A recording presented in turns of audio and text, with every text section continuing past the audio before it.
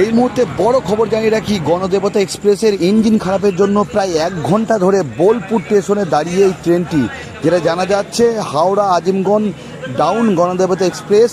এবং এই এক্সপ্রেসের যে ইঞ্জিন, সেই ইঞ্জিন খারাপের ফলে প্রায় বোলপুর স্টেশনে 1 ঘন্টা ধরে দাঁড়িয়ে, এবং এই অস্বস্তিকর গরমে কার্যত নাজেহাল যাত্রীরা, তারা কিছু কার্যত ক্ষোভে ফেটে পড়েছে। তাদের অভিযোগ যে প্রায় 1 ঘন্টা ধরেই দাঁড়িয়ে রয়েছে এই ট্রেনটি, এবং তারা গরমে কার্যত হাঁসফাঁস করছে।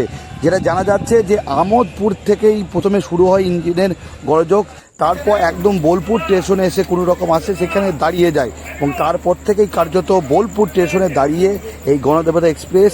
এবং এই মুহূর্তে রেলের আধিকারিক থেকে অন্যান্য জিআরপি এই মুহূর্তে ঘটনাস্থলে রয়েছে। এবং যেটা জানা যাচ্ছে রামপুরহাট থেকে ইঞ্জিন, বিকল্প ইঞ্জিন একটি আসছে, এবং তারপরে এখান থেকে আবারও রওনা দেবে। এবং এই মুহূর্তে যে ইঞ্জিন খারাপ হয়েছে সেটিকে অন্য জায়গায় নিয়ে যাওয়ার ব্যবস্থা চলছে। এবং এই ঘটনাকে ঘিরে রীতিমতো ট্রেনের যারা যাত্রী রয়েছে তারা কিন্তু গরমে এবং অস্বস্তিতে, তাদের মধ্যে অস্বস্তি দেখা দিচ্ছে। এবং যেটা জানা যাচ্ছে 8:12 থেকে এই ট্রেনটি দাঁড়িয়ে রয়েছে, প্রায় 1 ঘন্টা পেরিয়ে যাচ্ছে এখনও পর্যন্ত এই ট্রেনটি দাঁড়িয়ে রয়েছে। এবং সবথেকে সমস্যায় এই প্রচণ্ড গরম, এই গরমের জেরেই কিন্তু যাত্রীদের মধ্যে আরও ক্ষোভ দেখা যাচ্ছে। যদিও রেল দপ্তরের তরফ থেকে রেল আধিকারিকরা তারা কিন্তু এই মুহূর্তে ঘটনাস্থলে পৌঁছিয়েছে, এবং দ্রুত এই ইঞ্জিন ঘটনাস্থলে আসার পরই সেখান থেকে রওনা দিবে বলে জানা যাচ্ছে রেল সূত্রে। এখানে বোলপুরে দাঁড়িয়ে আছি 8টা থেকে। তার আগে আমরা দাঁড়িয়েছিলাম হচ্ছে আহমেদপুরে।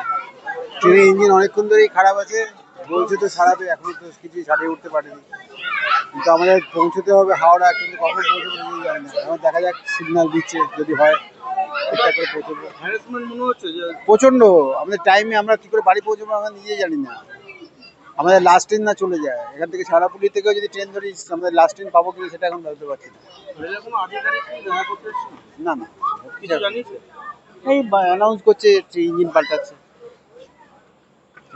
ঠিক আছে, আর ট্রেন ছাড়ুক, আর কি, সেটাতে অপেক্ষা করছি। যত তাড়াতাড়ি ছাড়বে তত তাড়াতাড়ি বাড়ি পৌঁছতে পারবো। আপনার নাম? শান্তনু। শান্তনু বড়। ইঞ্জিন খারাপ হয়ে গিয়েছে। কতক্ষণ ধরে দাঁড়িয়ে আছে ট্রেন?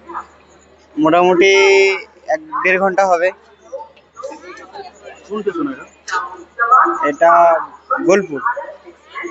1.5 ঘন্টা ধরে দাঁড়িয়ে আছে, কোথাও তো হ্যারাসমেন্ট মনে হচ্ছে। সেটা কি করে বলবো? হ্যারাসমেন্ট হচ্ছে? হ্যাঁ হ্যাঁ। আপনার নাম? বিশ্বজিৎ দাস। ট্রেন দাঁড়িয়ে আছে? হ্যাঁ, ট্রেনটা দাঁড়িয়ে আছে 2 ঘন্টা থেকে। আমরা হ্যারাসমেন্ট হচ্ছি। আমাদের টিকিট করা আছে হাওড়া থেকে চেন্নাই যাবার।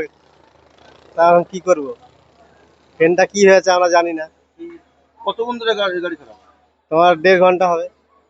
কোনো রেলের আধিকারিক আপনার সাথে দেখা করেছে? না না না, হ্যারাসমেন্ট হচ্ছে? হ্যারাসমেন্ট হচ্ছি। যেখানে তো পৌঁছাবেন সঠিক টাইমে পৌঁছাতে পারবেন না। না, আমাদের টিকিট করা আছে তো চেন্নাই মেনের ট্রেনের, হাওড়া থেকে। ক্যান্সেল হয়ে যাবে? ক্যান্সেল হয়ে যাবে, কি করবো আমি ভাবছি খালি। আপনার নাম? প্রকাশ মণ্ডল। ট্রেন দাঁড়িয়ে আছে প্রায় 1.5 ঘন্টা। কোন স্টেশনে এটা দাঁড়িয়ে আছে? এটা বোলপুর শান্তিনিকেতন। ট্রেন ছাড়ছে না? না, ট্রেন ছাড়ছে না। ট্রেনে এখন কি হয়েছে কিছু বলছে না, কেউ আসছেও না। কোথাও কি হ্যারাসমেন্ট মনে হচ্ছে? হ্যারাসমেন্ট তো মনে হচ্ছে, কি করবো এখন, কিছু করার নেই। কি চাইছেন যে ট্রেন তাড়াতাড়ি ছাড়বে? হ্যাঁ, ট্রেনটা ছাড়া উচিত তো। ট্রেনে অনেক টাইম হয়েছে, আমাদের সব চেন্নাই টিকিট কাটা আছে। হ্যাঁ, তারপরে ওই ট্রেনটা আমাদের ক্যান্সেল হয়ে যাবে। এখন কি মানে তাহলে যেতে পারছেন না? না, এখন কি করে যাবো আমি? ট্রেন ছেড়ে তো যেতে পারবো না কোথাও। আপনার নাম? আমার নাম খুরশেদ শেখ। প্রায় 5:30 থেকে। কোথায় যাচ্ছিলেন? আমি ভদ্রেশ্বর যাচ্ছি। ট্রেন দাঁড়িয়ে আছে?